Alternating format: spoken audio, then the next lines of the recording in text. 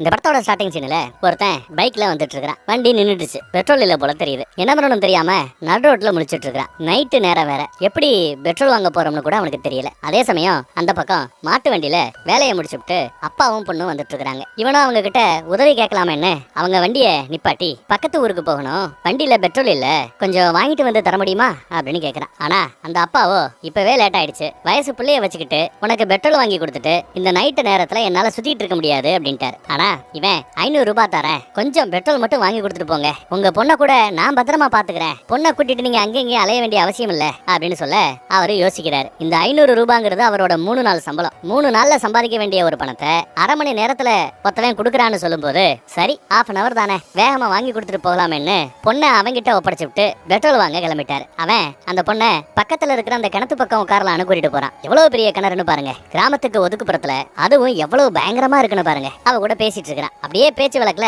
அந்த பொண்ணு கிட்ட தப்பா நடக்க முயற்சி பண்ண அந்த பொண்ணு பேக மாதிரி நிக்கிறா. பார்த்தா அரண்டு போறான் இவன். சரி அங்க இருந்து எஸ்கேப் ஆகலாம்னு பார்த்தா பெட்ரோல் வாங்க போன அப்பாவும் அங்க வந்திருக்கிறார். அவரும் பேய் தான் போல. அப்பாவும் பொண்ணும் பேயா மாதிரி அவன் ஜோலியை முடிச்சிட்டாங்க. அப்புறம் தான் படத்தோட பேரே போடுறாங்க, ராஜ பொக்கிஷம் அப்படின்னு சொல்லி. இங்க ஒருத்த பொண்ண ஒரு குரூப் துரத்திட்டு வருது. எதுக்குன்னு தெரியல. உசுர கையில பிடிச்சிட்டு ஓடிட்டு இருக்கிறா. எதுக்கு பார்த்தா நம்ம ஹீரோவோட என்ட்ரி. பைக்ல சும்மா ஜம்முன்னு வந்துட்டு இருக்கிறாரு. எல்லாத்தையும் பொழந்து கட்டுறாரு. என்னடான்னு பார்த்தா பயபிள்ளைக்கு பகல் கனவு. ஹீரோயிசம் காட்டுறாப்ல. ஆனா அம்மா வந்து கனவை கலைச்சிட்டாங்க. உருப்படியா ஏதாவது வேலை இருந்தா பாடுறான்னு அம்மா திட்டுறாங்க. கீழே ஹீரோவோட சித்தப்பா வெயிட் பண்ணிட்டு இருக்கிறாப்ல சொல்ல நம்ம பையில எட்டி பாக்குறான். சும்மா கருகருன்னு இருக்கிறாப்ல. இவர் தான் சித்தப்பா. கேட்டரிங் வேலை நடக்கிறது. என்ன வேலை? கேட்டரிங் வேலை நடத்திட்டு இருக்கிறாராம். இப்ப கூட ஒரு கேட்டரிங் கான்ட்ராக்டுக்காக போகணும் போல தெரியுது. ஹீரோவை சீக்கிரம் வாடா அப்படிங்கிறாப்ல. ஹீரோவும் சித்தப்பாவோட சேர்ந்து கேட்டரிங் தான் பண்ணிட்டு இருக்கிறான் போல. நம்ம சித்தப்பா கூட 3 பேர் வேலைக்கு. இப்ப நம்ம ஹீரோ ராஜ குடும்பத்து கல்யாணம் போல. இங்க அவங்க எல்லாம் கிளம்பி வந்துட்டாங்க. 20 நாளா அந்த கிராமத்திலேயே தங்கி வேலை பார்க்க போறாங்களா. அம்மாட்ட சொல்லிட்டு அங்க இருந்து கிளம்புறாங்க. படத்தோட ஸ்டார்டிங் சீன்ல ஒரு கிராமத்துக்கு ஒதுக்குப்புறத்துல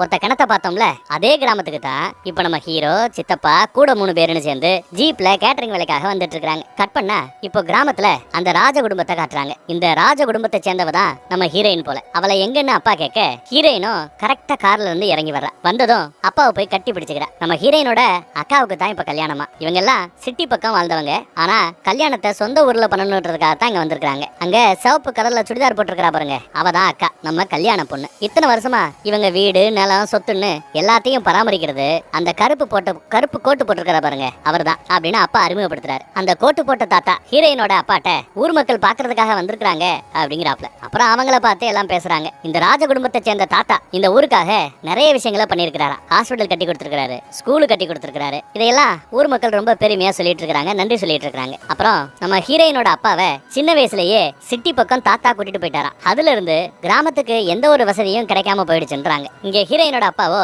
சரி எதை பத்தியும் கலப்படாதீங்க, என் பொண்ணு கல்யாணம் நல்லபடியா முடியட்டும், உங்களுக்கு தேவையானதை சிறப்பா பண்ணி தரேங்கிறாப்ல. இந்த பக்கம் நம்ம ஹீரோவோட டீம் அந்த கிராமத்து பக்கம் போறத பார்த்த ஒரு சித்தர் இந்த கிராமத்துக்கு ஒரு விடுகாலம் பிறக்க போகிறது அப்படின்னு சந்தோஷப்படுறார். கேட்டரிங் வேலைக்காக அந்த பங்களாவுக்கு வந்துட்டாங்க. அந்த கோட்டு போட்ட தாத்தா இந்த குடும்பத்தோட கிட்டத்தட்ட ஒரு பிஏ மாதிரி.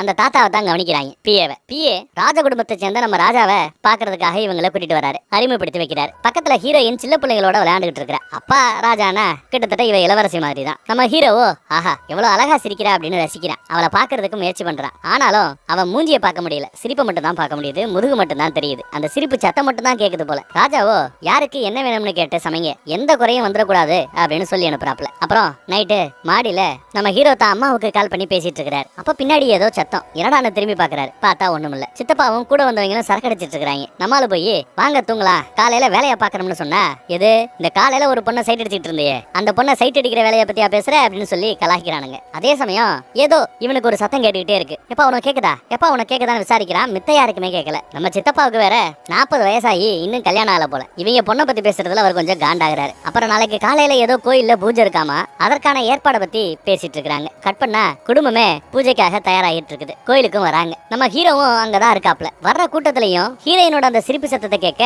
ஹீரோவும் திரும்பி பாக்குறாரு. இன்னைக்கு ஒரு வழியா நம்ம ஹீரோயினோட மூஞ்சிய பாத்துறாப்ல. அவளை பார்த்ததும் நம்ம பைய மூச்சு நின்னு போச்சு. அப்படியே ஒரு நொடி மூச்சோடவே மறந்து போறான். அப்படியே முகம் பிரகாசமாறத கவனிக்கலாம். லைட் அடிக்குது. அங்க ஒரு குரூப் உட்காந்து வெட்டியா கதை பேசிட்டு இருக்கோம். அதுல ஒருத்தன் அந்த குரூப்போட லீடர் போல தெரியுது. நம்ம ஹீரோயினை பார்த்து தப்பு தப்பா பேச ஹீரோயினுக்கோ கோவம். அவங்க ரியாக்ட் பண்றதுக்குள்ள நம்ம பைய நீங்க உள்ள போங்க நான் பாத்துக்கிறேன்னு அனுப்பி வச்சுட்டான். அப்படியே ஹீரோசத்தோட அவங்க பக்கத்துல போனவரு பேச்சுவார்த்தை நடத்திட்டு இருக்கிறார். பொண்ணுங்களை பார்த்து இப்படி தப்பா பேசலாமா அப்படி அப்படிங்கிறாப்ல. அவங்க உன் வேலையை பார்த்துட்டு போட அப்படிங்கிறாங்க. மாத்தி மாத்தி பஞ்சாயத்து ஆகிட்டு இருக்குது. பஞ்சாயத்து கைகளை பாக்குது. அடிக்க வர பதில் பதிலுக்கு நம்மால போட்டு புரட்டி எடுக்கிறான். லீடரையும் போட்டு சாத்திட்டான். வயிற்றுலயே மிதி மிதிச்சு அவனை கதற விட்டாரு நம்ம ஹீரோ.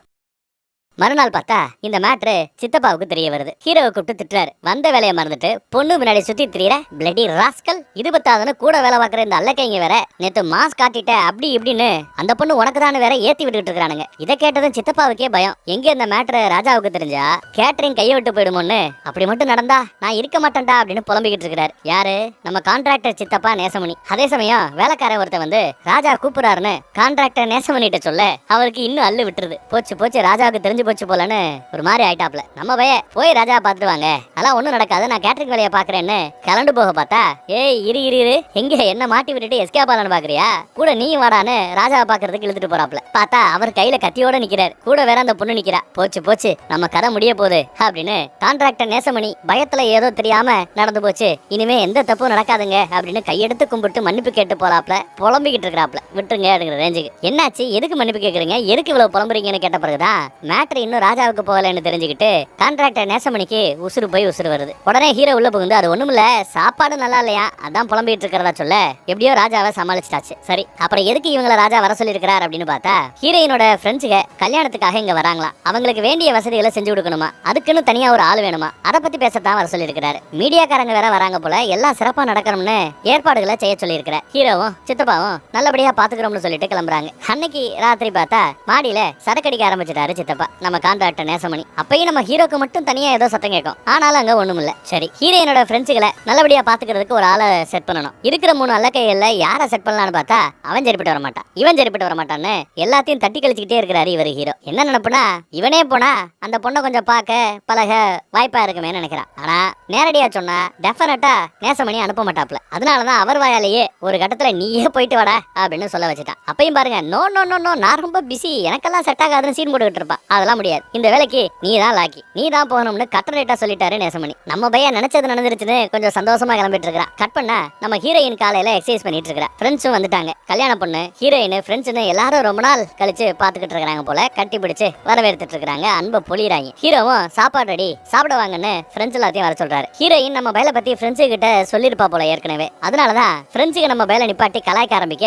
ஹீரோயினும் போங்கடி போய் சாப்பிடுங்கடின்னு ஹீரோவை அவங்க கிட்ட இருந்து காப்பாத்துறா. அதுல இருந்து என்ன தெரியுது, ஹீரோக்கு மட்டும் இல்ல இவளுக்குமே ஏதோ ஃபீலிங் ஸ்டார்ட் ஆயிடுச்சு போல தெரியுது. கட் பண்ணா நைட் நேரம் அந்த பங்களாவை காட்டுறாங்க. பயங்கர கும் இருட்டு. அப்போ அங்க நம்ம படத்தோட ஸ்டார்டிங் சீன்ல பார்த்தோம்ல, அப்பா பொண்ணு உடம்புல பேய் இருந்தாப்ல, அவ அங்க வர்றா. ஏற்கனவே ஒரு சித்திரை பார்த்தோம்ல, அவரோ இந்த பேய் இங்க வந்ததை உணர்ந்துட்டாரு போல. அந்த பேயோட லட்சியம் எல்லாம் இங்க நிறைவேறாது அப்படின்னு பேசிட்டு இருக்கிறார். அந்த பேயோ பங்களாக்குள்ள போக பார்க்க அங்க நம்ம ராஜாவோட பிஏ ஒரு தாத்தா இருந்தாருல, அவரோ யாருமா நீ அப்படின்னு விசாரிக்கிறார். நம்ம ராஜாவோட கணக்கு பிள்ளை அவரு. அந்த டைம்ல இப்படித்தானே கணக்கு பிள்ளை எல்லாம் ட்ரெஸ் பண்ணிட்டு இருப்பாங்க.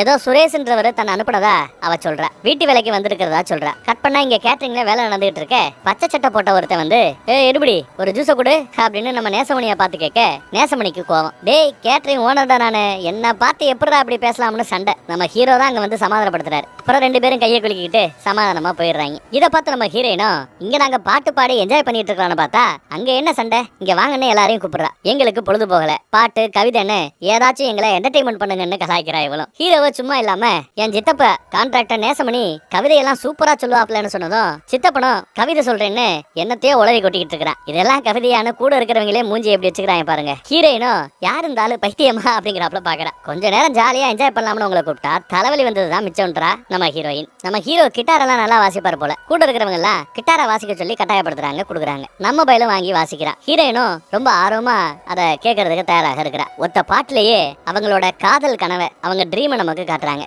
கட் பண்ணா காலையில 4-5 பேரு பங்களா பக்கம் வேகமா ஓடி வரானுங்க. அதை பார்த்து நம்ம ஹீரோயினும் அங்க தோட்ட வேலை பாக்குறவகிட்ட என்ன ஏதுன்னு விசாரிச்சா ஊருக்கு வெளியே ஒதுக்குப்புறத்துல இருக்கிற அந்த கிணத்துல யாரோ செத்து போய் கிடக்குறாங்கன்னு அவன் எடுத்து சொல்லிட்டு இருக்கான். அவனுக்கு விவரம் தெரிஞ்சதுல இருந்து குறைஞ்சது 10 பேராவது இறந்து போயிருப்பாங்களா. இதுக்கு முன்னாடி வரைக்கும் அந்த கிணத்துல குறைஞ்சது 10 பேராவது இறந்து போய் அவங்க புணங்கள் மேந்து கிடந்திருக்குது. இதுக்கு முன்னாடி ஃபர்ஸ்ட் எல்லாம் அடிக்கடி கிணத்து பக்கம் போனவங்க இந்த மாதிரி இறப்புகளுக்கு பிறகு அதை பார்த்த பிறகு கிணத்து பக்கம் போறதை நிப்பாட்டிட்டாங்களா. அப்படி அந்த கிணத்துல என்ன இருக்குது அப்படின்னு கேட்க அப்ப அந்த பக்கம் நம்ம கணக்கு பிள்ளை வந்து இது உங்க வம்சத்துக்கு கிணறுதாமா, அதுவும் 90 வருஷத்துக்கு முன்னாடி கட்டப்பட்ட கிணறு அது. அந்த கிணத்து பக்கம் பேய்களோட நடமாட்டம் இருக்குதான், யாரும் அங்கிட்டு போயிடாதீங்கன்னு ராஜாவுக்கு தெரிஞ்சா பெரிய பிரச்சனை ஆயிரும்னு சொல்லிட்டு போறார். இதை கேட்ட நம்ம பிரெஞ்சுகளுக்கோ பேயாவது மண்ணாங்கட்டியாவதுன்னு எல்லாம் கட்டுக்கதைன்னு நாம அந்த பேய் கிணத்தை பார்த்தே ஆகணும்னு அடம்பிடிக்கிறாங்க. ஹீரோவை கூட வேணாம்னு சொன்னாலும் அவங்க கேட்கறதுக்கு தயாராக இல்ல. நீ வரலன்னா என்ன, புதுசா வந்து இந்த வேலைக்காரிய அதான் பேய கூட்டிட்டு போறோம்னு இவங்க அடம்பிடிக்கிறாங்க. ஹீரோயினும் போலாம்னு ஒத்துக்கிறா. வேலைக்காரி தான் பேய்ங்கிறது அவங்களுக்கு தெரியாது. கட் பண்ணா பாபாங்கிற ஒருத்தவரோட அறிமுகம். கான்ட்ராக்ட் கம்பெனி வச்சு நடத்திட்டு இருக்காரு போல. மீட்டிங்னு வேலை பார்க்கறவங்களை கூப்பிட்டு உட்கார வச்சிருக்காரு. கவர்மெண்டோட இந்த ரோடு போடுற கான்ட்ராக்ட் அது இதுன்னு வரும் போல. அப்பெல்லாம் என்ன பண்ணுவாங்கன்னா, இந்த வேலையை இவ்வளவு ரூபாய்க்கு பண்ணி கொடுத்துறேன்னு, இவ்வளவு செலவாகும்னு குத்து மதிப்பா ஒரு கொட்டேஷன் மாதிரி கொடுப்பாங்க, ஒரு குவாட் கொடுப்பாங்க. இதுக்கு முன்னாடி அந்த மாதிரி கொடுத்திருந்தா அதை விட கம்மியா இவனோ செட் பண்ணி கான்ட்ராக்டர் எடுத்துட்டானா. இந்த தடவை அதனாலதான் கம்பெனில யாருக்கிட்டையும் எவ்வளவு நம்ம கான்ட்ராக்ட் போட்டிருக்கோங்கிறத சொல்லாம ரகசியமாவே வச்சு அப்ளை பண்ணி கான்ட்ராக்ட் கிடைச்சிருச்சா அவருக்கு. போன தடவை கிடைக்காம போனது காரணம் என்னன்னா, நம்ம எவ்வளவு ரூபாய்க்கு இந்த வேலையை பண்றோங்கிறத அந்த அமௌண்ட்டை ஏதோ ஒரு கருப்பு ஆடு வெளியில சொல்லி இருக்குது.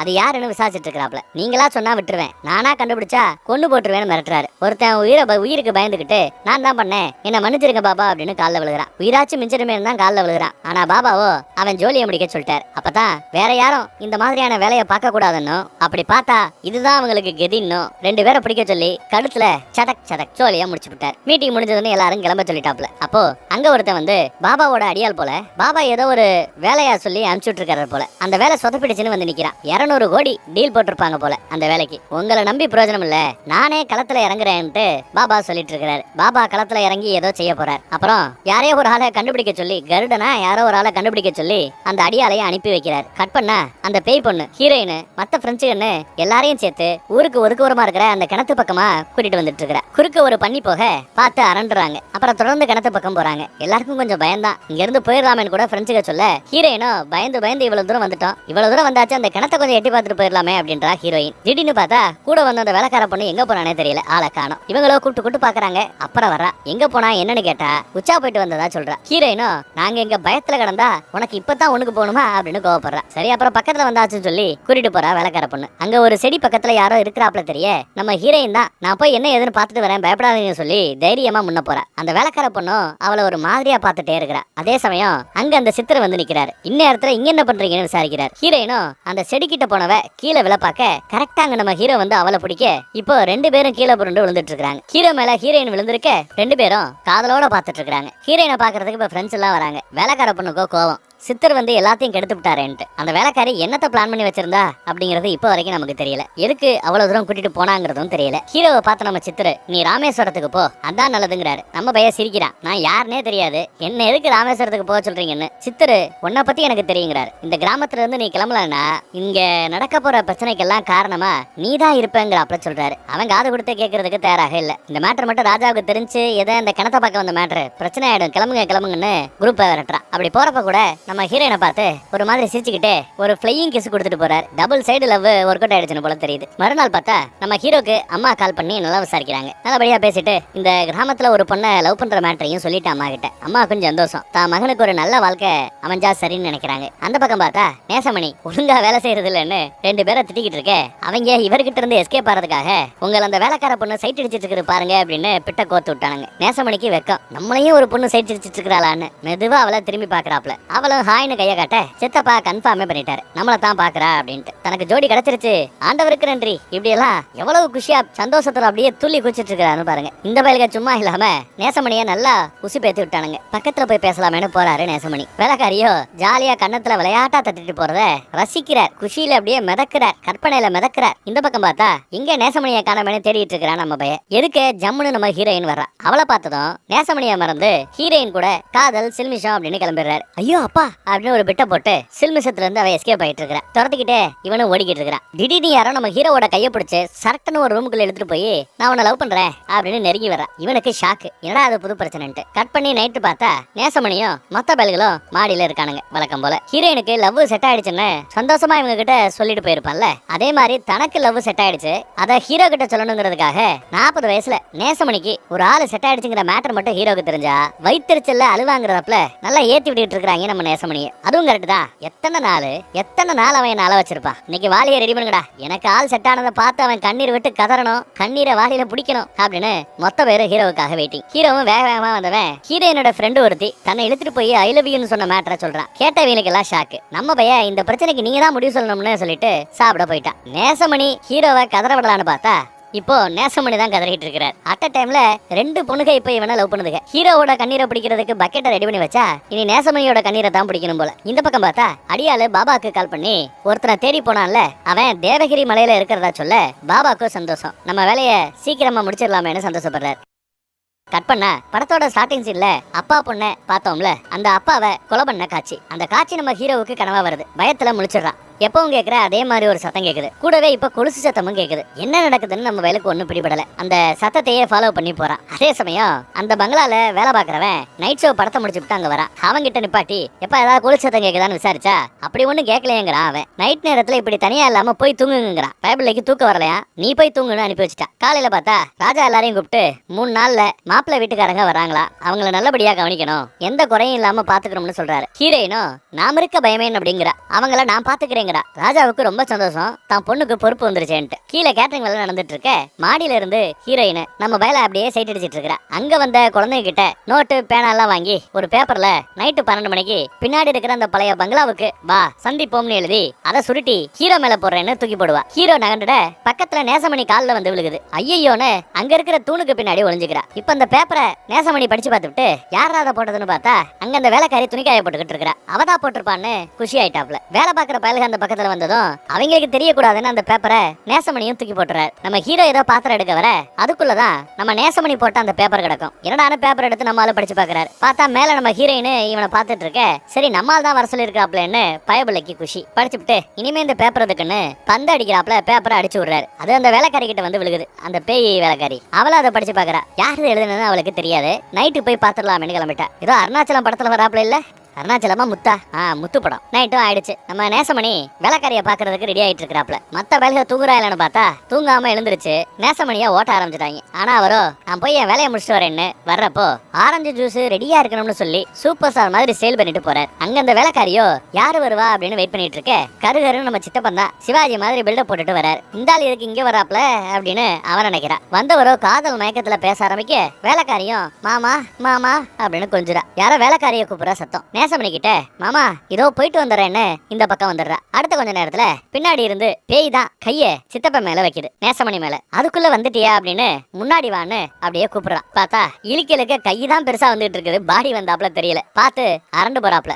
அடுத்து பாருங்க கண்ணத்துல பலார்னு அரவழுகுது. பேய் கண்ணுக்கு தெரியாம நல்லா துவச்சு எடுத்துருச்சு. வயசானவன் என்ன விட்டுரு போதும்னு கையெடுத்து கும்பிடுறாரு நேசமணி. ஆனாலும் பேய் விடாம டிக்கிய பஞ்சராக்கி சுத்துன்னு சுத்த விட்டுருச்சு. காதல் மயக்கத்துல வந்தவரு இப்போ அடிவாங்கின மயக்கத்துல இருக்கிற. போன வேலைக்காரியோ திரும்ப வந்து என்ன மாமா ரெடியா அப்படின்னு கேட்டா அவரோ ஆல்ரெடி பாடி ஆயிட்டேமா, நாளைக்கு சந்திப்போமா அப்படின்னு சொல்லி தவளை மாதிரி தவந்து போயிட்டு இருக்கிற. நம்ம ஹீரோ தான் வருவான்னு நினைச்சிட்டு இருப்பா போல. அவனை காணாமன்னு நினைக்க அடுத்து ஒருத்தன் பச்சை சட்டை போட்டவன் பூவெல்லாம் சுத்திக்கிட்டு ரொமான்ஸ் மூடுல வர்றான். இவனை பார்த்ததும் மாமான்னு வெளிய ஆரம்பிக்க அந்த பயலுக்கோ சந்தோஷம். இந்த குடிகாரனை மாமான்னு கூப்பிடுறாளேன்னு சந்தோஷத்துல உனக்காக என்ன வேணாலும் செய்வேன்னு அவளை பார்த்த டேலாக் கூட வேலைக்காரியோ அப்படியா அவனா எனக்கு அந்த பூவை மட்டும் புடிங்கிட்டு வா பாப்போம் அப்படிங்கிற. அவனும் உனக்காண்டி இதை கூட செய்ய மாட்டேனான்னு அந்த பூவை புடுங்க மரத்து பக்கத்துக்கு போக ஒரு போரைய மேல போட்டு கும்முன்னு கும்மி எடுத்துருது பேய். அதே சமயம் இவனை பார்க்க இன்னொருத்தன் வரான். தான் அடி வாங்கிட்டு இருக்கிறது ஒரு பேய் கிட்டன்னு தெரியாம இப்ப வந்தவன் தான் அடிச்சிருப்பான்னு நினைச்சு பெரிய கல்ல தூக்கி அவன் மண்டையில புலக்க கிளம்பிட்டான். ஐயோ அப்படின்னு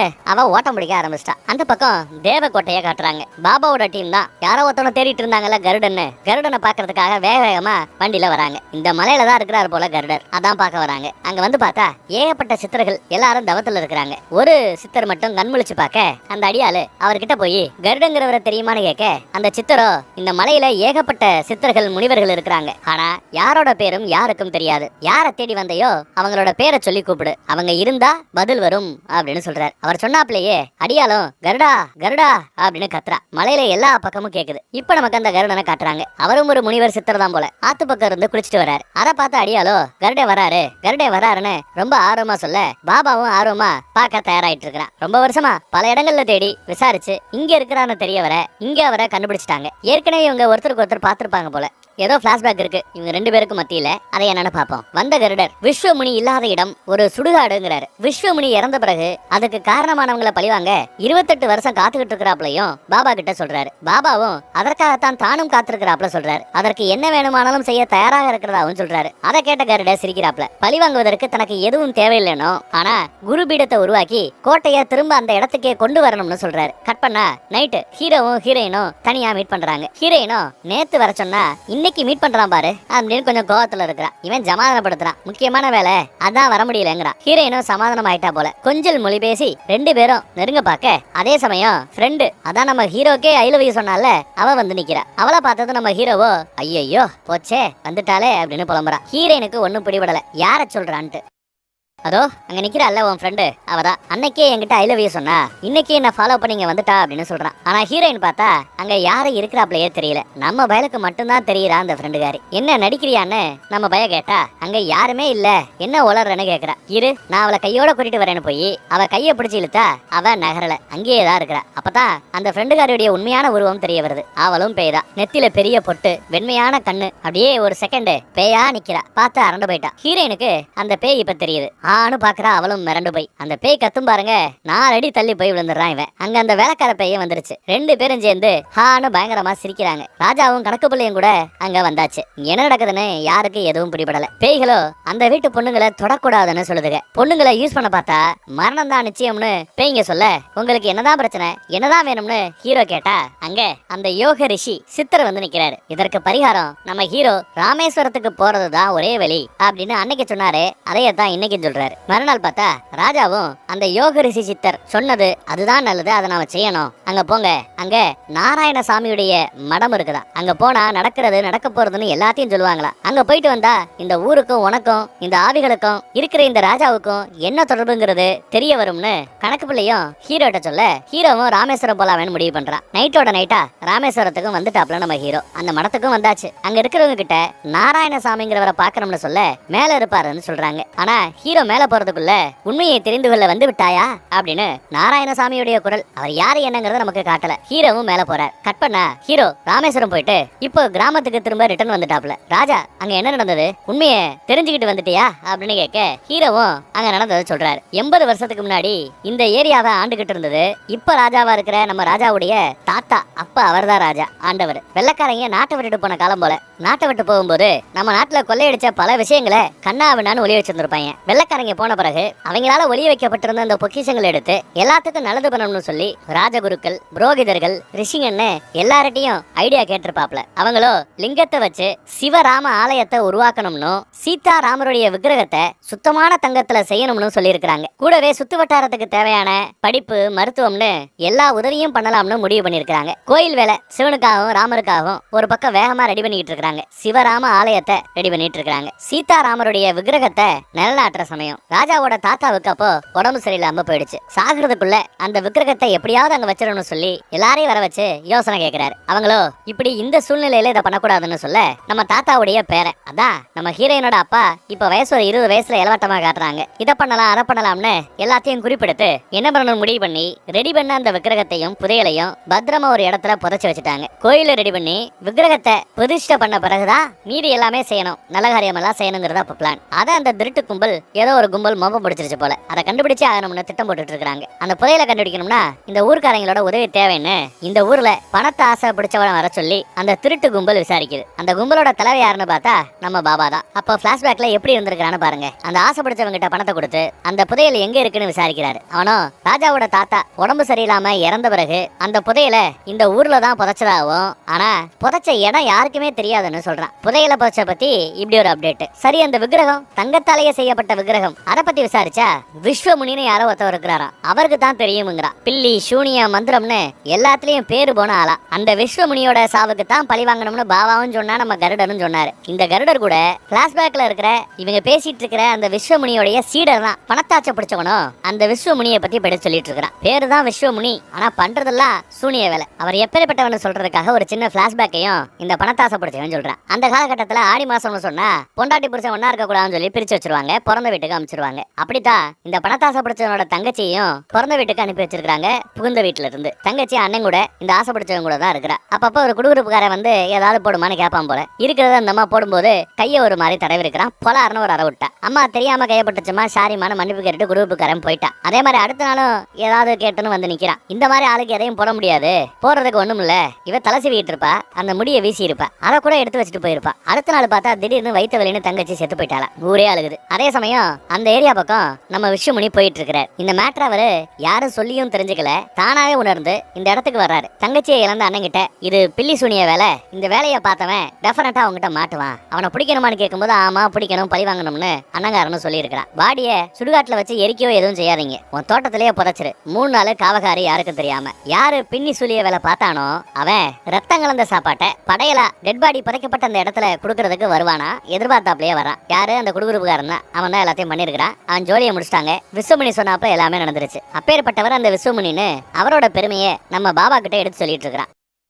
அவரால் மட்டும்தான் ராம் சீதா விக்கிரகத்தையும் புதையலையும் அவரால் மட்டும்தான் கண்டுபிடிக்க முடியும்னு சொல்றான். பாபாவோ விஸ்வமுனி நமக்கு உதவி பண்ணுவாரா அப்படின்னு கேட்க அவன் நிச்சயமா வாய்ப்பு இருக்குங்கிறான். உடனே பாபா சரி அவரை பார்க்கலாமேன்னு முடிவு பண்ணிட்டார். வண்டி எடுத்துட்டு விஸ்வமுனியை பாக்குறதுக்காக ஆசிரமத்தை நோக்கி போறாரு. அப்ப ஆசிரமம் சதுரகிரி மலையில இருக்குது. எங்க? சதுரகிரி மலையில. நமக்கு இப்போ அந்த ஆசிரமத்தை காட்டுறாங்க. வந்தாச்சு. அனுமதி இல்லாம உள்ள போக முடியாதான். அனுமதி கிடைச்ச பிறகுதான் அவங்களும் உள்ள வராங்க. விஸ்வமுனி இவங்களை பாக்குறதுக்காக தயாராக இருக்கிறார். சீடர்கள் சுத்தி நிக்கிறாங்க. அதுல ஒருத்தன் தான் நம்ம கருடன். அந்த அண்ணங்காரன் கைகூப்பி வணக்க வைக்கிறான். இவ்வளவு நேரம் பணத்தாசை பிடிச்சவன்னு ஒருத்தவன பாக்குறோம்ல, இவன் யாருன்னு தெரியுதா? நடப்புல பாபாவுக்கு அடியாளா இருக்கிறான்ல, அவன் தாங்க. பாபாவோ கடமைக்குன்னு விஸ்வமுனிக்கு வணக்க வைக்கிறாரு. அடியாளு ஒரு சின்ன உதவின்னு கேக்குறான். அண்ணங்காரன் எது சின்ன உதவியா அப்படின்னு விஸ்வமுனி கேட்கிறார். ராஜா விட்டுட்டு போன விக்கிரகத்தை எடுக்கிறது அவ்வளவு சின்ன வேலையா அப்படின்னு கேட்கிறாரு. இவங்க என்ன மேட்டர்னு சொல்ல வர்றதுக்கு முன்னாடியே கரெக்டா கணிச்சு சொல்லிட்டாரு அவரு. ஆளு கொஞ்சம் பவர்ஃபுல்லா இருக்கிறாரு. பேச வந்த விஷயத்த வாயை திறக்கிறதுக்கு முன்னாடியே கண்டுபிடிச்சிட்டாருன்றதுக்கு பிறகுதான் பாபா கைகுப்பி வணங்கவே செய்யறான். உதவின்னு கேட்கிறான். பாபா தன் அகம்பாவத்தை விட்டு கைகுப்பி உதவி கேட்டதுனால உதவி பண்றதா வாக்கு கொடுக்கிறாரு விஸ்வமுனி. சீடர்கள்கிட்ட உங்களுக்கு சம்மதமான கேட்க சீடர்கள்ல ஒருத்தனுக்கு மட்டும் அதுல உடன்பாடு இல்ல போல. அதையும் உணர்ந்தே கண்டுபிடிச்சு விட்டார் இவர். அந்த சீடரும் விக்கிரகத்தை இவங்க நல்லதுக்காக தேடுறாங்களா இல்ல கெட்டதுக்காக தேடுறாங்களா அப்படின்னு தன் சந்தேகத்தை எழுப்புறாரு. சந்தேகத்துக்குரிய நபர் யாரும் இங்க இருக்க வேண்டாம் அப்படின்னு சொல்லிட்டாரு விஸ்வமுனி. கோவப்பட்ட சீடரு நான் இந்த நிலைமையில சிறப்பா இருக்கிறதுக்கு காரணமே குருவான நீங்கதா. நீங்க எனக்கு விருப்பமில்லாத இந்த வேலையை முடிச்சுட்டு வர நான் இங்க இருக்க விருப்பப்படல. நீங்க ரிட்டர்ன் வர வரைக்கும் ராமேஸ்வரத்துல குருவிடம் வச்சு நல்வழியில நடக்கிறேங்கிறாப்ல சொல்றாரு. சொல்லிட்டு சிசிய பிள்ளை போயிட்டாரு. கோவப்பட்ட சிசிய பிள்ளை கருட கிட்ட நம்ம விஸ்வமுனியோ இந்த வேலையை முடிச்சுட்டு நான் வர வரைக்கும் இந்த ஆசிரமத்தை பாதுகாக்கிற பொறுப்பு உன்னோடதுன்னு சொல்லி கருடன் கிட்ட ஆசிரமத்தை ஒப்படைச்சிட்டாரு விஸ்வமுனி. கருடனும் குரு கிட்ட ஆசீர்வாதம் வாங்கிட்டு நான் பாத்துக்கிறேன்னு ரெடியா இருக்கிறான். விஸ்வமுனி அந்த கிராமத்துக்கு போக இப்ப தயாராகி விட்டார். கட் பண்ண அந்த கிராமத்துல இப்ப ஒரு வீடு மட்டும் தனியா இருக்க அங்க ஒரு பொண்ணு துளசி பீடத்தை பக்தியோட கும்பிட்டு இருக்கிறா. ஸ்டார்டிங் சீன்ல பார்த்தமே அப்பா பொண்ணு அவங்களோட வீடு தான் இது. ஸ்டார்டிங் சீன்ல பார்த்த அந்த அப்பா ஹேடர் இங்க பூசாரி ஏதோ வேலை பார்த்துட்டு இருக்கிறார். துளசி பீடத்தை கும்பிட்டு இருக்கிறா இல்லையா இவ ஸ்டார்டிங்ல பார்த்த பேயா பார்த்த அந்த மக பேய் கிடையாது. ஆக்சுவலா மகன்னு சொல்லியிருப்பேன், வளர்ப்பு மக தான். சொல்ல போனா அந்த அப்பா பேய்க்கு சொந்த பொண்ணுன்னு ஒண்ணு கிடையவே கிடையாது. ஒண்ணு தங்கச்சி பொண்ணை எடுத்து வளர்த்திருப்பாரு, இன்னொன்னு ஒரு அனாத பொண்ணையும் எடுத்து வளர்த்திருப்பாரு. இப்போ துளசி பீடத்தை சுத்திக்கிட்டு இருக்கிறது தங்கச்சி பொண்ணு. இப்படி நல்ல குணம் படைத்தவராக இருக்கிற அந்த பூசாரி இப்ப கூட சாமிக்கு நைவேத்தியம் ரெடி பண்ணி தர கோயிலுக்கு தான் போயிட்டு இருக்கிறாப்ல. இந்த பூசாரிக்கு ஒரு தம்பியும் இருக்கிறார். யாரையோ லவ் பண்ணி இழுத்துட்டு ஓடி போயிட்டானா. பூசாரியுடைய தம்பி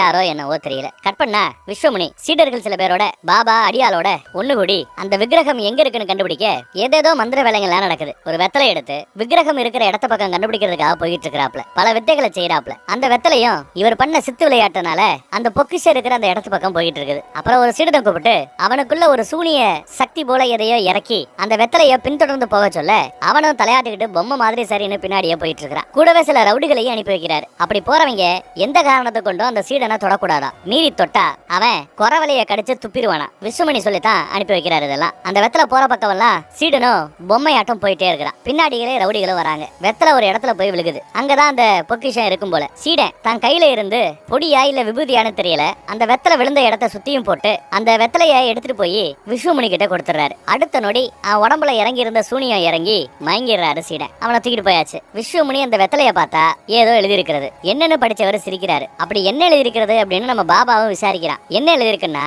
நம்ம ராஜாவுடைய தாத்தா அவரு உடம்பு சரியில்லாத சமயம் சமயம் உடம்பு சரியில்லாதவங்க விக்கிரகத்தை நிலநாட்ட கூடாதுங்கிறதுக்காக அவர் அதை செய்ய முடியாத ஒரு காலகட்டத்துல விக்கிரகத்தை சாத்துற அந்த வேலை தள்ளி போக ஆரம்பிச்சது. ஏற்கனவே நாம அதை பார்த்திருப்போம். அப்ப அவரு யாரு இதை நிலநாட்டினா சரியா இருக்கும்னு ராஜகுருக்களோட சேர்ந்து பேசி ஏதோ ஒரு சாசனத்தை ரெடி பண்ணி இருக்கிறாங்களா. அதுதான் இதுல தெரியுதா யாரால அந்த விக்கிரகம் சாத்தப்படணும்ங்கிறத அப்பயே சாசனமா எழுதி வச்சிருக்கிறாரு அந்த ராஜா தாத்தா. தாத்தா தன் பேரன் 20 வயசுக்கு மேல ஆனதும் கோயிலோட மூத்த அர்ச்சகரோட வம்சத்தை சேர்ந்தவங்களோட வாரிசுகளால மட்டும்தான் இந்த பொக்கிஷத்தை வெளியில கொண்டு வர முடியுமா. அதுவரை அந்த பொக்கிஷத்தை பரமசிவனே பார்த்துப்பான் அப்படின்னு சாசனத்துல சொல்லி இருக்குதா. அதை மீறி வேற யாராவது எடுக்க முயற்சி பண்ணா அசம்பாவிதம் நடக்குமா. இதை எல்லாத்தையும் வெத்தலைய பார்த்து விஸ்வமுனி நேர்ல பார்த்தாப்ல சொல்லிட்டாப்ல. அப்போ அந்த பொக்கிஷத்தை எடுப்பதற்கு வேற வழியே இல்லையான்னு நம்ம பாபா கேட்க ஒரு வழி இருக்கிறதா விஸ்வமுனி சொல்றாரு. கட் பண்ணா அந்த பூசாரியுடைய வீட்டை தான் காட்டுறாங்க. தான் தங்கச்சி பொண்ணோட கல்யாண விஷயத்தை பத்தி பேசுறதுக்காக பக்கத்து ஊர் பக்கம் போயிருக்கிறாரு. சோ பூசாரி அப்பா வீட்டுல இல்ல, பொண்ணுங்க 2 பேர் தான் இருக்கிறாங்க. தங்கச்சி பொண்ணு பசிக்குது சாப்பிடலாமா அப்படின்னு கூப்பிட்டா அனாத பொண்ணும் பின்னாடி ஏதோ சத்தம் கேக்குது 2 நிமிஷம் வந்துருன்னு சொல்லிட்டு போறா. என்ன சத்தம்னு பின்னாடி பார்த்தா 2 ரவுடி பேலுங்க பசிக்குது சோறு போட முடியுமா அப்படின்னு வந்து நிக்கிறானுங்க. இல்ல கொஞ்சம் தாகத்துக்கு தண்ணியாவது கொடுங்கன்னு கேக்குறாங்க. அந்த பொண்ணு தண்ணி எடுக்க உள்ள போறா. நோட்டம் பாக்குறதுக்கு தான் இவங்க 2 பேரும் வந்திருப்பாங்க போல தெரியுது. வீட்டுக்கு பின்னாடி இவ தண்ணியை கொண்டு வந்து கொடுக்க அவங்களும் வாங்கி குடிச்சுட்டு தேங்க்ஸ் சொல்லிட்டு கிளம்பிடுறாங்க. அந்த அனாத பொண்ணும் அவனுங்களை சந்தேகத்தோடைய பாக்குறா. அவங்க அந்த பக்கமா போக இந்த பக்கம் பூசாரி கல்யாண விஷயத்தை பேசி முடிச்சுட்டு வந்துட்டாரு. 2 பொண்ணுங்களையும் உட்கார வச்சு தங்கச்சி மகளுக்கு வர வெள்ளிக்கிழமை கல்யாணம்னு சொன்னதும் சந்தோஷம் தாங்க முடியல அந்த பொண்ணால. கூடவே அனாத பொண்ணுக்கும் மாப்பிள்ள பாத்துட்டதா சொல்ல அவளோ தான் கல்யாணம் பண்ணிக்க மாட்டேன்னு அடம்பிடிக்கிறா. கல்யாணம் ஆகி போயிட்டா இந்த பூசாரியை யாரு பாத்துக்கிறதுன்னு கடைசி வரை பூசாரி கூடயே இருக்கிறதா சொல்லிக்கிட்டு இருக்கிறா. பூசாரி அப்பாவோ நீங்க கல்யாணம் பண்ணி புருஷன் பிள்ளைகளோட சந்தோஷமா இருக்கிறது தான் தனக்கு சந்தோஷம்னு சொல்றாரு. அப்புறம் 3 பேரும் சாப்பிடலான்னு உள்ள போயிட்டாங்க. கட் பண்ணா இங்க பொக்கிஷத்தை எப்படி எடுக்கிறதுன்னு பிளான் போட்டுட்டு இருக்காங்க. கோயிலோட மூத்த அர்ச்சகர்னா யாரு? அவர் தான் நம்ம பூசாரி அப்பா. சோ அவர்கிட்ட போய் நீங்க பேசி பாருங்க.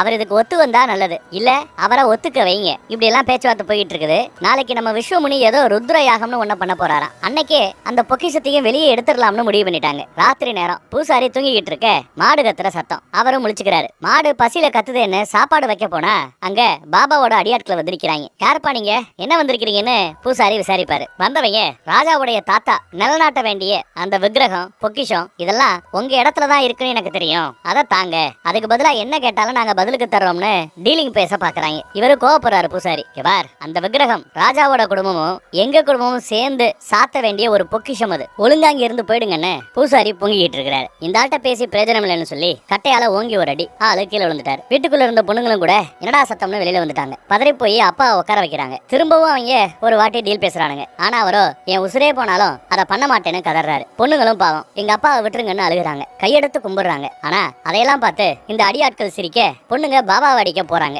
ஆனா பாபா அவங்களை அடிச்சு போட்டு கடப்பார கம்பி எடுத்து ஒரே குத்து பூசாரிய குத்தி கிழிச்சிட்டாரு. பொண்ணுங்களோட சோழியையும் முடிச்சிட்டாப்ல போல. கரெக்டா நம்ம விஸ்வமுனியும் அங்க வந்துடுறாரு. அவங்கள குளிச்சுட்டு சுத்தமா வர சொல்ல அவங்களும் குளிச்சு முடிச்சு சுத்தமா வரானுங்க. ருத்ர யாகத்துல செஞ்ச கங்கடம்னு ஒண்ணு அவங்கள போட்டுக்க சொல்றாரு. அது ரொம்பவே பவர்ஃபுல்லானது போல. இவங்க பொக்கிஷத்தை நெருங்கும் போது ராமேஸ்வரத்துல இருந்து அந்த பரம சிவனே அதை காப்பாத்த வருவாராம். அவரை நெருங்க விடாம இந்த கங்கடம் உங்களை காக்கட்டும், இந்த முயற்சியில ஜெயிச்சாலும் தோத்தாலும் அதோட பாதிப்பு எனக்கானதாக இருக்குங்கிறாரு. அவங்கள எடுத்து போட்டுக்கிறாங்கன்னு நினைக்கிறேன். பரமசிவம் வர்றத இவர் கணிச்சிட்டாப்ல எச்சரிக்கிறாரு இருக்கிறவங்கள. இவங்களும் வேக வேகமா வேலையை முடிக்க தயாராயிட்டாங்க. கடப்பாறையால குத்த ஆரம்பிச்சதுமே அந்த பரம சிவனையே காத்துறாங்க. சிவபெருமான் மாடா அங்கிருந்து வேகமா இறங்கி வராரு. இந்த பக்கம் பொக்கிஷத்தை எடுக்கிற வேலை பயங்கரமா நடந்துட்டு இருக்குது. ஆக்ரோஷத்தோட வேகமா வராரு பரமசிவன். இவங்களோ பெட்டியை வெளியே எடுத்துட்டாங்க. இப்போ அந்த பரமசிவன் வரதுக்குள்ள எல்லையை தாண்டி ஆகணும் அப்படின்னுட்டு வேக வேகமா வேலை நடக்குது. சிவனும் படு பயங்கரமா வந்தது. வந்த வேகத்திலேயே விஸ்வமுனிய ஒரு தள்ளு எவ்வளவு தூரமா பறந்து போய் அந்த பொக்கிஷ பெட்டி இருக்கிற அதே இடத்திலேயே விழுந்துறாரு. விழுந்த வேகத்துல அந்த பொட்டி தானா பறந்து போக ஆரம்பிக்குது. என்னடா நடக்குது அப்படின்னு ஆச்சரியமா பாக்குறாங்க. அப்படி பறந்த பெட்டியோ ஊருக்கு ஒதுக்குப்புறத்துல இருக்கிற அந்த கிணத்துக்குள்ள போய் விழுந்துருச்சு. அடி வாங்கின விஸ்வமுனி பாபாவை அங்கிருந்து போயிருங்கன்னு சொல்லி செத்தும் போயிடுறாரு. ருத்ர யாகத்துல பண்ண கங்கணத்தை போட்டிருந்ததுனால பாபாவையும் அவங்க ஆட்களையும் பரமசிவனால ஒண்ணும் பண்ண முடியல போல. அவனுங்க அங்க இருந்து எஸ்கேப் ஆயிட்டானுங்க. துஷ்ட சக்திக்கு துணை போன அந்த சீடர்களையும் சமாதி ஆகிட்டாரு சிவன். அப்புறம் இறந்து போன பூசாரியுடைய குடும்பமே ஆவியாக வந்திருக்கிறது. இறந்து ஆவியான அந்த குடும்பத்தையே கிணத்துக்குள்ள இருக்கிற அந்த பொக்கிஷத்துக்கு காவலாளியாகவும் இருக்க சொல்லிட்டார். ராஜவம்சமும் அர்ச்சகரோட வம்சத்தை சேர்ந்தவங்களும் பொக்கிஷத்தை நிலநாட்டுற வர அதை இவங்க தான் பாதுகாக்க போறாங்களா. பூசாரியுடைய வம்சம் அவரோட அழிஞ்சிருச்சேன்னு அவர் வருத்தப்பட்டு சொல்றாரு. அப்படி இருக்க என் வம்சத்தை சேர்ந்தவரோட சேர்ந்து அரச வம்சமும் சேர்ந்து எப்படி விக்கிரகத்தை நிலைநிறுத்த போறாங்க அப்படின்னு அவங்க வருத்தத்தோட சொல்ல பரமசிவனும் அது கண்டிப்பாக நடக்கும், அது இறைவனின் உத்தரவு, அதுவரை இந்த பொக்கிஷத்துக்கு பாதுகாப்பா இங்கேயே இருங்கன்னு சொல்லிட்டு பரமசிவம் அங்க இருந்து கிளம்பிட்டாரு. ராமேஸ்வரத்துல இருந்து நம்ம ஹீரோவுக்கு தெரிஞ்சுக்கிட்டு வந்த விஷயமும் கூட இதுதான். இப்போ அந்த விக்கிரகத்தை நிலநாட்டுறது தான் நம்மளோட அடுத்த வேலைன்னு சொல்றாரு ஹீரோ. ஆனா ராஜா பூசாரியுடைய வம்சத்தை சேர்ந்தவங்க வேணுமே, என் வம்சத்தை சேர்ந்த ஆட்கள் மட்டும் தானே இருக்கிறாங்க அப்படின்னு பேசிட்டு இருக்க கரெக்டா நம்ம ஹீரோவோட அம்மா அங்க வராங்க. நம்ம கான்ட்ராக்டர் நேசமணி தான் அம்மா கிட்ட நடந்த விஷயத்தெல்லாம் சொல்லி ஹீரோவோட அம்மாவை கூட்டு வந்திருக்காங்க போல. நம்ம சித்தர் யோக ரிஷி எதுக்குடா நம்ம பயல ராமேஸ்வரத்துக்கு அனுப்புனாரு, ஹீரோவுக்கும் இதுக்கும் என்ன சம்பந்தம்னு பார்த்தா பூசாரியுடைய தம்பி இறந்து போய் ஆவியா இப்போ கிணத்தை பாதுகாத்துட்டு இருக்கிறாருல, அந்த பூசாரியோட தம்பி யாரையோ லவ் பண்ணி ஓடி போனதா சொன்னோம்ல, அந்த ஓடி போனவரோட பையன் தான் சாட்சாத் நம்ம ஹீரோவா. காதலுக்கு அண்ணன் ஒத்துக்கல, பூசாரி ஒத்துக்கலங்கிறதுக்காக தான் ஊரை விட்டு இவங்க போயிருப்பாங்க போல. ஆனா விக்கிரகத்தை ஓடி போன தம்பி தான் திருடிட்டு போயிட்டான்னு வெளியில புரளி பரவ அதை தாங்கிக்க முடியாம நெஞ்சு வழியில பூசாரியுடைய தம்பி, அதாவது நம்ம ஹீரோவோட அப்பா நெஞ்சு வழியில இறந்து போயிட்டாராம் பாவம். இந்த மேட்டர் எல்லாம் அம்மா சொல்லித்தான் இவனுக்கே தெரிய வருது. இப்போ ராஜ வம்சத்தை சேர்ந்தவர் ரெடி, பூசாரி வம்சத்தை சேர்ந்தவர்ல மிச்சம் இருக்கிறது நம்ம ஹீரோ தான், அவனும் ரெடி. அப்புறம் பார்த்தா அடுத்த சீன்ல நம்ம ஹீரோ எங்கேயோ போக கான்ட்ராக்டர் நேசமணியும் கூட அவரோட ஆட்களும் நம்ம பய பின்னாடியே வந்துட்டு இருக்காங்க. ஏதோ முக்கியமான வேலையா போறதா சொன்னதுனால கூட நாங்களும் வருவோம் ஆரம்பிச்சுக்கிட்டு வந்துட்டு இருக்காங்க. சரக்கு வேற ஓவரா அடிச்சிருக்காங்க, போதையில இருக்கிறாங்க போல தெரியுது. ஹீரோ அதோ அங்க தெரியுதே பங்களா, அந்த பங்களாவுக்கு தான் போறதா சொல்ல அவங்களும் கூட வருவேன்னு வந்துட்டு இருக்காங்க. அங்க வந்து பார்த்தா குரூப் டிஸ்கஷன் பண்ண பேய்கள் எல்லாம் அங்க ஒண்ணு கூடி இருக்குது. இறந்து போன பேய்கள் எல்லாம். பேய்களை நம்ம நேசமணி பாத்துட்டாப்ல. பேய்கள்னு தெரியாது. யார் நீங்க என்ன விஷயம் விசாரிச்சா பக்கத்து ஊர்ல இருந்து கச்சேரி பண்ண வந்திருக்கிறதா குரூப் டிஸ்கஷன் பண்ணிட்டு இருக்கிற பேய்க சொல்லுதுங்க. நாங்களும் கச்சேரிக்கு உங்களோட சேர்ந்து வரலாமா, ஜாயின் பண்ணிக்கலாமா அப்படின்னு கேட்கிறாரு இவரு. எவ்வளவு சீரியஸா மேட்டர் போய்கிட்டு இருக்குது, கச்சேரி பண்ண போறாங்களா, எக்கோட கெட்டு போங்கடான்னு சொல்லிட்டு நம்ம ஹீரோ மட்டும் எஸ்கேப் ஆயிட்டாரு.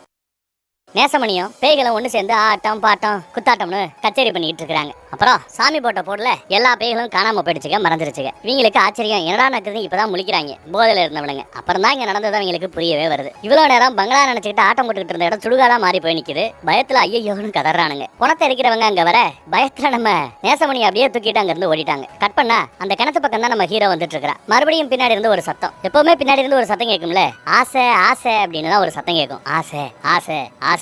நம்ம ஹீரோ இங்க சொல்றான், உங்க ஆசையை நிறைவேற்றத்தான் நான் இங்க வந்திருக்கிறதா சொல்றான். ஆனா அங்க இருக்கிற ஆவிகளோட சத்தம் ஆக்ரோஷமாக கேட்க ஆரம்பிக்குது. அப்பன்னு பார்த்து நம்ம யோக ரிஷி சித்தர் அங்க வந்துட்டாரு. செத்து போன ஆவிகளுக்கு சொந்த பந்தம் தெரியாதான், அதனாலதான் ஹீரோ வந்து கூட ஆபத்து நினைச்சுக்கிட்டு அதுக்கு ஆக்ரோஷமா இருக்குதுங்க. ஹீரோவும் இந்த மேட்டர் தெரியாம அதுகளோட ஆக்ரோஷத்துக்கு பலியாயிட கூடாதுன்னு இது ஆபத்தான இடம்னு புரிய வைக்கிறாரு சித்தர். அந்த பேய்களுக்கு வரக்கூடிய பௌர்ணமியில தான் ஏதோ முக்தி கிடைக்கும் போல. அவசரப்படாம அப்பதான் அந்த புனிதமான வேலையை செய்யணும். அதுக்கு நீ மட்டும் போதாது, ராஜா ஊர் மக்கள்னு எல்லாரும் சேர்ந்துதான் அதை செய்யணும்னு சொல்லிட்டு போறாரு சித்தர். கட் பண்ண யோக ரிஷி சித்தர் ராஜாவை பாக்குறதுக்கு பங்களாவுக்கு வந்திருக்கிறார். ராஜா கிட்ட கார்த்திகை பௌர்ணமி அன்னைக்கு விக்கிரகங்களை வெளியெடுக்க சொல்றாரு. ஆனா ராஜாவுக்கு ஏற்கனவே கல்யாணமாயி குடும்பஸ்தனா இருக்கிறதுனால அவரால் இதை செய்ய முடியாதான். பிரம்மச்சாரியா இருக்கிற கன்னிகையாதவங்க தான் இதை செய்யணுமா, விக்கிரகத்தை எடுக்க முடியுமா. சோ அந்த வகையில பார்த்தா நம்ம ஹீரோக்கு தான் இன்னும் கல்யாணம் ஆகல. பூசாரி வம்சத்தை சேர்ந்த நம்ம ஹீரோவால தான் அதை செய்ய முடியும்னு அதற்கு தயாராக இருக்கவும் சொல்லிட்டு போறாரு நம்ம சித்தர். ராஜாவுக்கே ஷாக், யார் இந்த சித்தர், யாருக்கும் தெரியாத இவ்வளவு விஷயத்த அசால்ட்டா நேர்ல பார்த்தாப்புல சொல்லிட்டு போறாப்ல, ஏன்னா ஆச்சரியப்படாப்ல. ராஜகுரு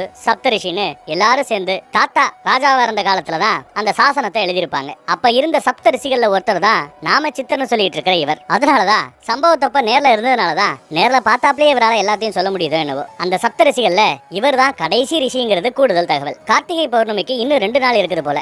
ஆபத்து இருக்கிறதாகவும் ஜாக்கிரதையாக இருக்கணும்னு எச்சரிச்சுட்டு போறாரு இந்த ரிஷி. சப்தரிஷி இல்ல ஒருத்தரான நம்ம சித்தர். கட் பண்ணா கருடனோ கார்த்திகை பௌர்ணமி அன்னைக்கு விக்கிரகங்கள் வெளியில வர போறத உணர்ந்துட்டான். பாபாவுக்கும் மேட்டரை கேள்விப்பட்டு சந்தோஷம். 28 வருஷ கனவு நினைவாக போகுதுன்னு சந்தோஷம். பௌர்ணமி அப்போ பேய்களுக்கு சக்தியே இருக்காதான். சோ காவகாத்துக்கிட்டு இருக்கிற பூசாரி குடும்பத்தோட ஆவிய ஈஸியா தன்வசப்படுத்தி அந்த பெட்டியை எடுத்துடலாம்னு கருடன் சந்தோஷப்பட்டுக்கிட்டு இருக்கிறான். இப்போ அந்த கிணத்து பக்கம் பார்த்தா பாதுகாப்புக்காக பூசாரி குடும்பம் ஆவியா இருந்ததுல அவங்க சத்தம் இல்லாம அந்த இடமே இப்போ மயான அமைதியா இருக்கு. சூலாயுதத்தோட நம்ம ரிஷி, நீங்க நினைச்சது கைகுடி வந்துருச்சு, வெளியில வாங்கன்னு கூப்பிடுறாரு. பேய்கள் வராப்ல தெரியல. அந்த ஆவிகள் யாரோ ஒருத்தவங்களோட கட்டுப்பாட்டுல இருக்கிறத ரிஷி உணர்ந்துகிறார். நம்ம சித்திர உணர்ந்துகிறார். என்ன நடந்தாலும் பரவாயில்ல, ஏன்னா இன்னும் நம்ம தாமதப்படுத்த முடியாது. ஹீரோவை கிணத்துக்குள்ள போய் அந்த பெட்டியை எடுத்துட்டு வர சொல்லிட்டாப்ல. கூடவே ஹீரோவுக்கு உதவியா கேட்டரிங் வேலைக்கு வந்தவங்களும் கிளம்புறாங்க. முழு பௌர்ணமி அப்ப ஹீரோவும் அந்த விக்கிரகங்கள் இருக்கிற அந்த பெட்டியை எடுக்க கிணத்துக்குள்ள இறங்கிட்டாப்ல.